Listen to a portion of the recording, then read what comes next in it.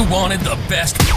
You've got the best podcast. The hottest podcast in the world. The Chris Voss Show, the preeminent podcast with guests so smart you may experience serious brain bleed. The CEOs, authors, thought leaders, visionaries, and motivators. Get ready. Strap yourself in. Keep your hands, arms, and legs inside the vehicle at all times, because you're about to go on a monster education roller coaster with your brain. Now, here's your host, Chris Voss. Hi, folks. It's Voss here from thechrisvossshow.com. There you go, ladies and gentlemen. The Iron Lady sings that makes it official. Welcome to the big show. We certainly appreciate you guys coming by. Thanks to our audience for tuning in. As always, we couldn't do it without you. For 16 years, nearly 2,000 shows, 2 to 3 to 4 episodes. We're doing 4 today. Episodes a week. We are the Netflix of podcasting. You can find just about anything you want to binge on. If you want to watch like 200 shows of romance novels, there's probably 300 or 400, but you can do that. If you want to hear a bunch of political history and argument over politics, you can do that as well. We just had a great Eddie Glaude Jr. on the show.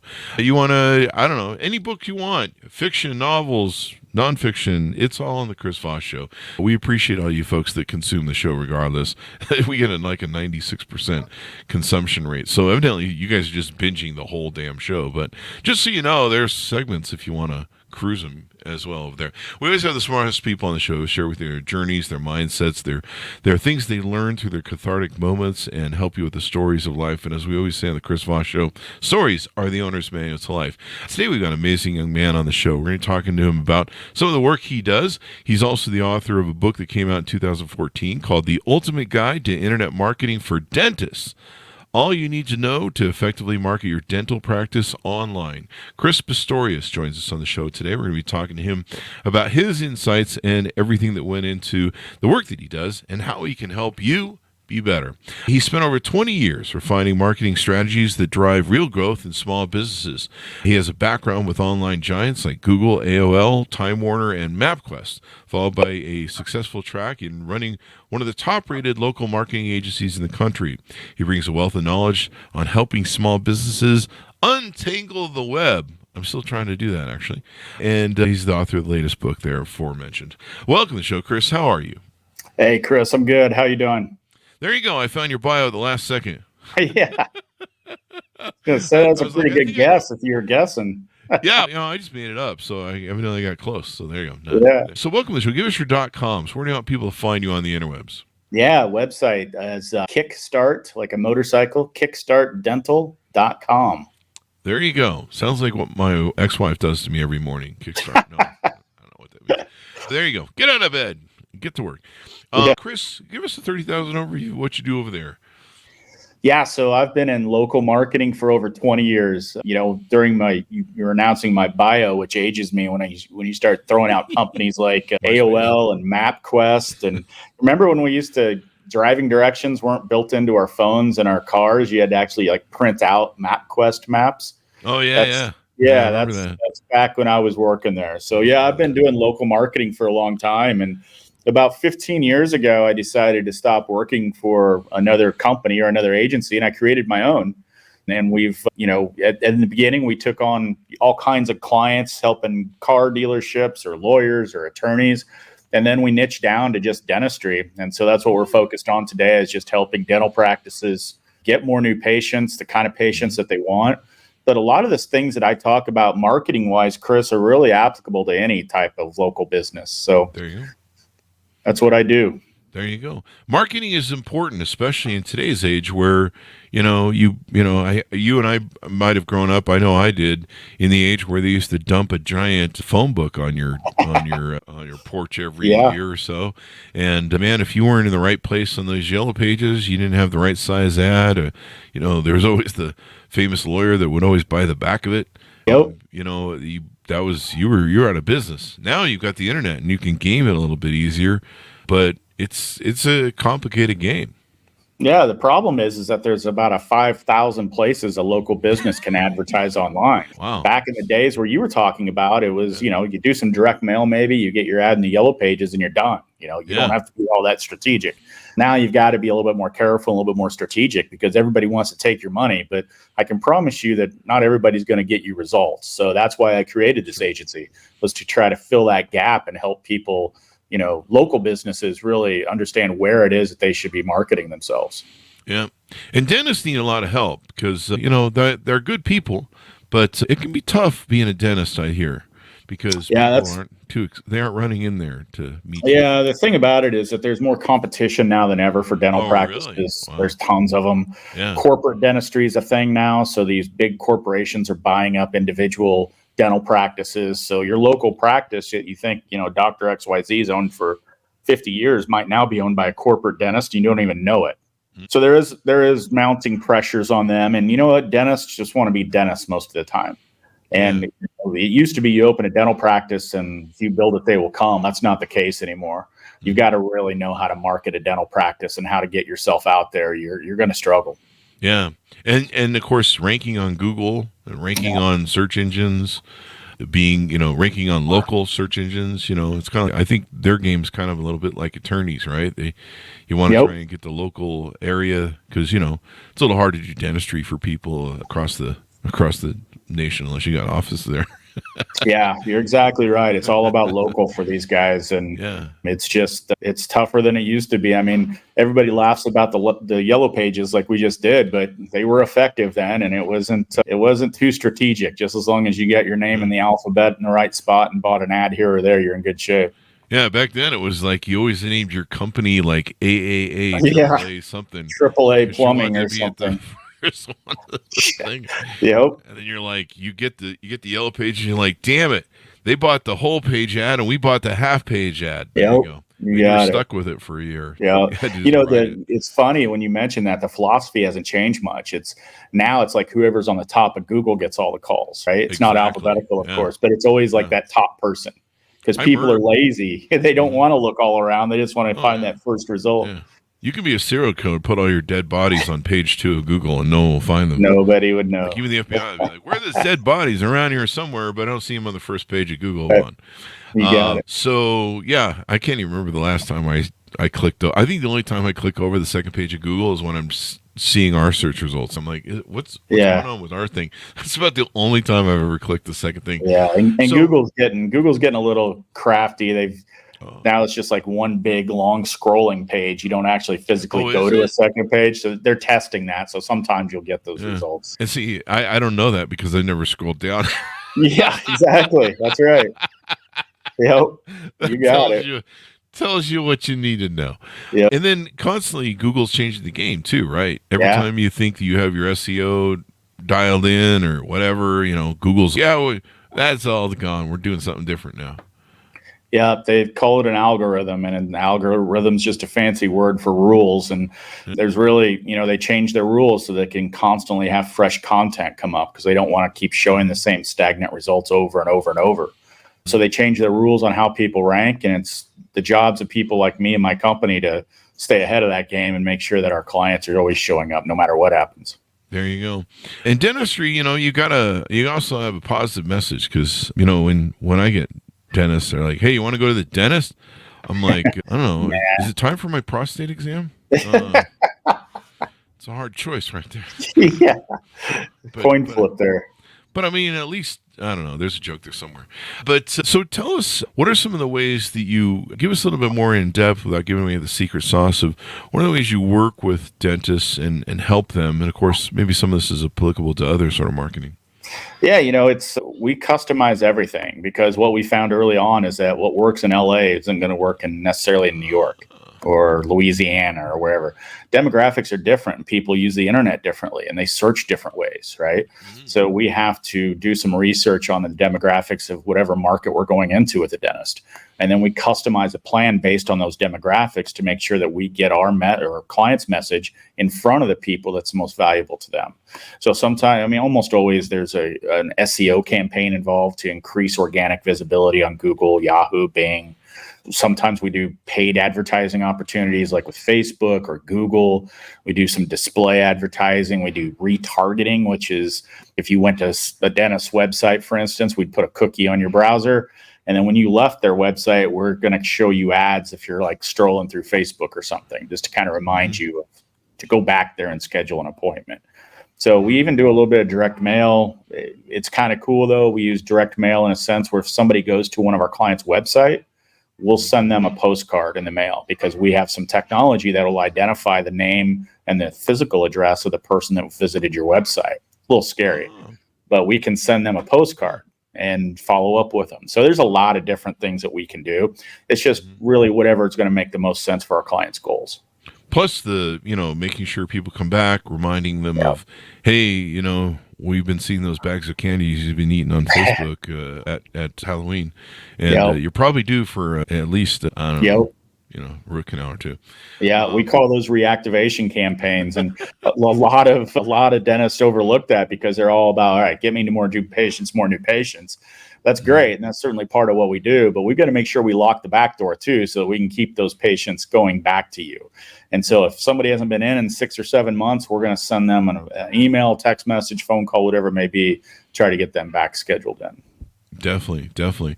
Dentists and dentists have, it's a thing where people, they're like, hey, do I want to go in the dentist or not? Do I want to deal with this? And all that good stuff. So being able to determine, how to get people back in, how to get people involved is really important, I should say. What do you find most dentists, what are some mistakes that dentists are making right now that you see that maybe some dumb things that they, dumb things. I'm shaming dentists right now. Maybe I don't mean to do that. Sorry, dentists. I just lost the 5 dentists that listen to the show. What do you think dentists are doing that they could do better with their marketing, or maybe some mistakes they're making? I think the biggest mistake they make is like doing nothing. I call it kind of ostrich marketing, where things get a little overwhelming. You're not sure what to do. Your new patients are going down. They've always been great. There's more competition. And instead of, being aggressive and taking more action, they kind of just put their head in the sand and hope for the best. And that's the biggest mistake. It's just, you got to figure it out. You got to be proactive. And, I know dentists want to be dentists, and I totally get that, but you're also a business owner. And you have employees relying on you, and you've got to be responsible for them, and you've got to do everything you can to make sure that your business is successful. Yeah, it's you, and a lot of people are like that. When you're an entrepreneur, you want to do what you're skilled at, or what you don't want to be. You can hire business managers for stuff. I know a lot of doctors do that. They hire business managers, and you want accountants. There's a certain point of scale of your business where you can't do everything anymore. And since you're a dentist, you got to do the dental work. There were times when I was a CEO, and I'm like, can somebody do the CEO job? And I don't want to go goof off on weekends. But you've got to do that main thing of the book. And when you've got a full stack of clients that are coming in, you got a full schedule every day. You don't have time to be like, hey, how's that marketing thing going? Are we which buttons do I press on the keyboard for Google? Yeah. So that makes a difference. What's the dangers? This is one of the things I've always seen. I don't know if people are still doing it, but it used to be in the early days of social media. People would be like, I don't need an expert for social media. I've got my 12-year-old who's going to do it, and they know how to post on Instagram, so I'm sure everything will be fine. What's the difference between, having somebody in-house do it towards having an agency like yourself? Yeah, it's, I get asked that a lot, actually, about posting organically on Instagram, Facebook, and what people don't realize is that these social networks have really made it a pay-to-play game. So let's say, Chris, you had 1,000 followers on your Facebook page, right? And let's say you put out a piece of content saying, hey, I had Chris Pistorius on the show today. Here it is. Only about, 30 or 40% of your followers are ever going to see that notification. Yeah. Because the algorithm is built to only send it out to limited people. And what they want you to do is what they call boost the post. So they want you to pay some money to get it out to more of your followers, and then people also who don't follow you. It's really, there's complexities like that, the technical aspect of understanding how social works. But then there's also the content. What should your content say? Should you be, promoting a $29 cleaning special every time you post on Facebook?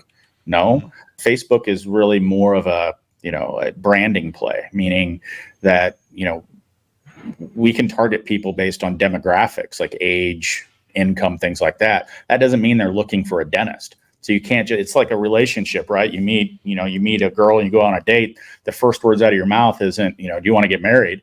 The first thing is to kind of, So the first thing is really to get to know them, build a relationship, and then you get to that point. That's the key.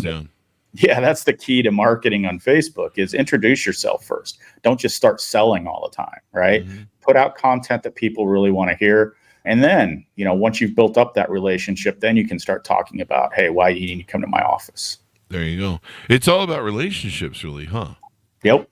Social is. Now, Google ads are completely different. Google ads, you're buying keywords and you're targeting people who are kind of have their credit card in their hand and they're ready to buy because they're typing in how much are dental implants or I need a root canal. These people are ready to buy. So you can sell to those people. It's a completely different audience. Yeah. If you're not doing that, I mean, you're just screwed. I mean, everything is relationship building and brand building too, as well, right? I mean, usually if I see enough ads or if I see enough like earned media stuff, one thing that's really big now is if you're a pro in anything, you're on TikTok talking about your stuff. You kind of not really the freemium model, but you're on there basically advertising your brand and your professionality. And how will you know what you know, and sometimes it's the personality too, where you're like, I don't know, like this person seems trustable, and I'm going to let them stick things in my mouth and hurt me in ways that I don't want to be hurt, that sort of thing. And you've got to build that, but you also people want someone that knows what they're doing. You don't want the guy who's like, hey, I just got out of dentist school last week. Want to have some fun? Yeah. And you're like, I don't know about that. I'd rather have somebody who's good at what they're doing. And what are some other failures that you see people doing, or dentists doing, or anyone in marketing, really? I've seen a lot of the do-it-yourselfers, which I respect. I do, but I've seen it almost put people out of business. They're trying to do, for instance, Google ads on their own, and there are so many complexities in Google ads. I mean, I don't even touch them anymore. I've got a complete department that's all they do. But you could literally spend 10 grand in 1 month and not get one patient out of it if you don't really know what you're doing. Between that and doing Groupon deals, those are the two biggies. Is you can spend a ton of money. Groupon, I have seen put businesses out of business. They just don't think about what they have to give to Groupon, and then they're giving their product away at half off or whatever, and they get all this fluctuation of business, but they're losing money on every transaction, and all of a sudden they're like, I don't have any money left. Right. So really got to think through some of these things and make sure you have a strategy and a plan before you just start doing. I respect the doing and taking action, but you got to be really careful. Definitely. I mean, you can blow a lot of money. There's a lot of fraud too in the business. There is. And one of the issues that I keep having, who's the ad that I keep seeing? One of the problems that there's, we've had people come on and talk about ad fraud in basically the business. Sometimes it's people that are your competitors running up your bills by targeting smacking your links and getting you charged. Yep. And then the other thing is like, if I'll buy something and there's something I can't remember that's an ad, but I must have bought it like a month ago. Oh no, hold on. I know what it is. I'm looking right at it. It's the TechSmiths ad for Snagit and Camtasia. Oh yeah. One of the things for editing. And I see that ad all the time. I've been buying Camtasia products. Yeah, me too. We've been reviewing them, getting them. I think I had to buy the last 2 sets, but we got them free for the first 10 years because we review products. And so I'm very familiar with it. I'm looking at it right now, about to use it. And I see that ad like all the time, every day on Facebook because I'm using the product. But I'm not going to buy it because I already have it.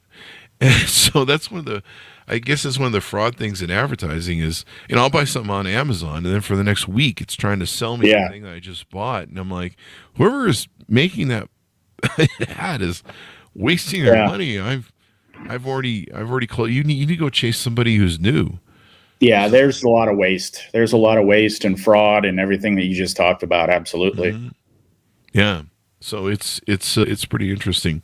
What else have we covered that you'd like people to know about working with your agency and how you do that? Do people work with a person that's assigned to them? Do they work with you personally? How does that work out? Yeah, believe it or not, all the first initial calls come through me. I like to interview potential new clients, make sure they're a good fit for us, because it's important for that, and make sure their expectations are, being met.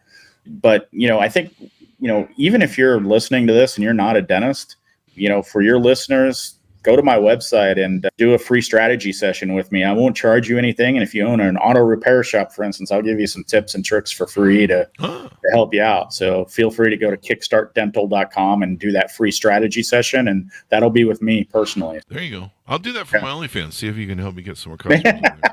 Hey, that'd be an interesting project to work on. If you're in my audience and you're Googling to see if I have an OnlyFans, you're a sick person. That's just, you don't want to see that with me. Trust me. But it is .com onlyfans./ You don't want to see this. You don't even want to pay to see that. I think that's the URL. I don't know. That's the best URL joke I can make today. Clearly. When people onboard with you, what sort of qualifications do they need? Do they need a minimum spend on a monthly or yearly basis? Net worth? Yeah. What sort of clients fit you? Clearly if I'm running dentistry out of an alley, probably wouldn't fit the budget. Yeah. No. I am in Florida. So. Hey, that's not a bad play. We look for people that are growth minded. So if you want to grow your practice and you're dedicated to it, that's our type of client. I don't want to have to talk anybody into why they need to advertise or market. If I have to do that, then they're probably not a great fit for us. And yeah, marketing does cost a little money, but if it's not a sprint, it's a marathon. So you got to be committed to it for a little while. I think that if people understand that, then they're probably a good fit for us. Definitely. It makes a difference. Sounds like they're pinging your phone already. I know. I apologize. I thought I had everything shut off, but now it's ringing through my computer. I don't even know how to shut that off. I have some of that happen with my watch. I bought one of those Android watches. Yeah. And I put on Do Not Disturb, but it'll still ring. Yeah. I've got everything. I got my watch turned off. My phone's off, but my computer's now. I apologize. I don't know. No, it's fine. Totally. I just think it's kind of funny. But yeah, it's like I actually have to put Do Not Disturb on the watch and then turn off the volume. Oh. And I'm like, why shouldn't the Do Not Disturb turn on the Yeah, that should do it all, right? Yeah. I know, man. I'm supposed to be this tech savvy marketing guy, and I can't figure out how to mute my notifications. And then you delve into LinkedIn advertising, Facebook advertising, Google advertising, and stuff like that. Is LinkedIn a pretty good place for these days for advertising? It is in specific applications. So, like for instance, with us, sometimes there's dentists that take a certain type of insurance, and we can actually target companies that offer that type of insurance and target the people that work for them through LinkedIn. Mm-hmm. So it's kind of interesting. There's some creative ways to use LinkedIn, but yeah, we can. LinkedIn's not cheap though. That's the problem, is that their ads are pretty expensive. Google's pretty expensive. Facebook, Instagram, not so expensive, but like I said before, it's just a different audience. But yeah, there's some creative ways to make that work. Yeah, our newsletter over there keeps growing like a weed. You gotta maintain the thing, but we put that out, and the great thing about the newsletter, it goes out to everyone's email, and you don't have to pay anything to build the newsletter. Nice. It's just part of your deal. You can pay to advertise it more if you want, if it's on your page, not your personal. We found out that way, but it goes directly out to everyone's email that's on your list, and I think we're almost 10,000 people now on the Chris Voss Show list on LinkedIn. So when we feature the posts we do here, it goes right to their email. Now, whether or not they read it or not is the thing, but evidently they are, because we get the replies. But yeah, something's working.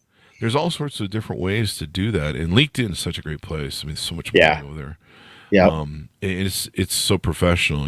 It's not like when you go on Twitter and you feel like you're in a bar and there's just bar fights everywhere.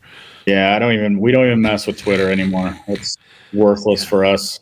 Yeah, I don't know. Even back when it was Twitter, it was the advertising. Oh no, you got to call it X now. Yeah, I refuse to give that up. I'm still gonna call it Twitter. I'm pretty much. I know, man. I thought Twitter was a good name.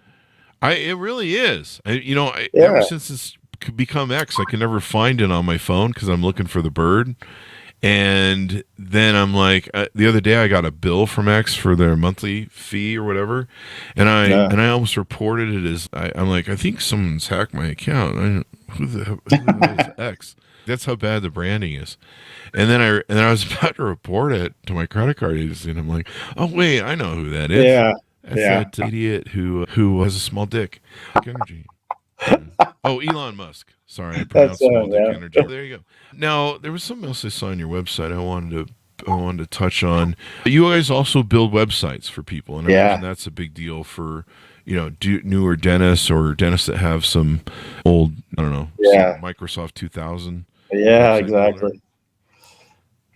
Yeah, it's websites are the nest. You have to have a good website, and the reason is because the website's kind of your hub for all of your marketing activity. So if you go out there and you buy a billboard, for instance, right, people are going to at some point go through your website. They're going to do a Google search because they saw a billboard. They're going to find your website, and your website needs to be able to tell people just enough to get them to want to raise their hand and take the next step, which is a phone call or fill out a form or something like that. So it's important. It's one thing that's, I think, is overthought quite a bit. I think in a website's case, done is better than anything. You're always going to be working on a website. It's like buying a house. You're always tweaking it, making it a little bit better.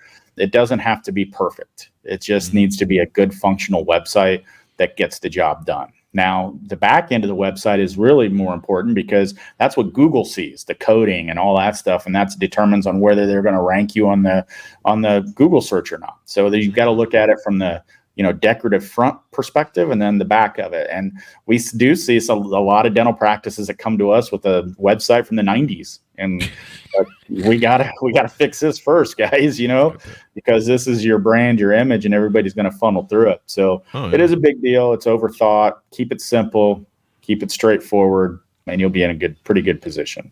Yeah. I mean, you see people that there's a lot of websites that the functionality doesn't work because has anyone check this? You'll click on the Facebook or the LinkedIn link or something, and it goes to whatever, and they got AOL email addresses. Yep. Yeah, I had to fire a client once because of the website. They wanted a little bird to fly across the screen or some shit, and I'm like, no, that's not going to help. What does that have to do with teeth? Yeah, and I'm like, this isn't a good fit for us. So you're thinking about this in the wrong manner, and and that's okay. I mean, we're just not, it's not about the bird flying across the website for us. It's about getting a patient in the seat. Hey, what'd be good is when you go to the website, there's a sound of a drill, and then a bloody tooth screams and pops across the screen instead of the bird. I mean, that would be awesome, wouldn't it? Yeah, I don't think I should build a site like that just as a joke. Yeah, dental parody. I'm pretty sure that's not going to get any new clients, though. No, it won't. Reminding people of the sound of that drill. There you go. I mean, listen, I think, I don't know, I don't have a divorce joke for the sound of the drill, but you can fill it in, folks. Now, you have something on your website you call Dental Flow. Tell us about that. Yeah. For us, we're not a big agency, and we never will be. We're more of a boutique. There's 20 of us that work here. So we're big enough to get stuff done, but we're also small enough to make sure that our clients are getting results. Mm-hmm. So part of that is we actually take the time to listen to every call that comes in from our campaigns to a dental practice.